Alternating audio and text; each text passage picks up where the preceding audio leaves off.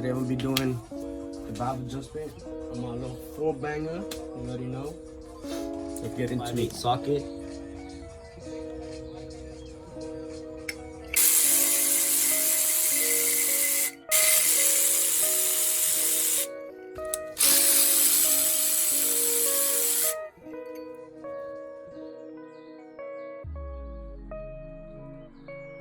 So I'm spinning the crank. I gotta watch as I spin. See, they're pointing at each other, so that's tough. So I'm gonna be needing this special tool, which will be able to hold that 10mm on top and twist the flathead all at once. There's a flathead in there, so you can twist it and shit. A filler gauge to see your clearance. Bend them because I wasn't able to fit them in there. But now that this shit's in the car, it's gonna be a little bit harder. I felt like it was when it was out the car. I'll be doing intake 22, exhaust 26.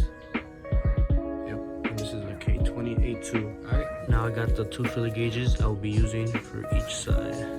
26 will be exhaust, and 22 will be intake. Alright, now this side's the intake and that side's the exhaust.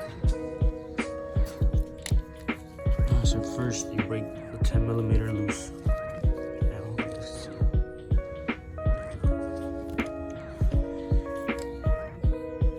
You break the 10mm loose.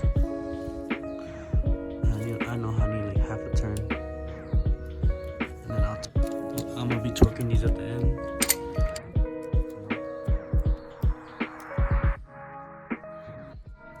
See, that's how it's supposed to feel.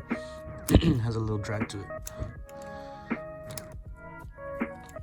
Feels good.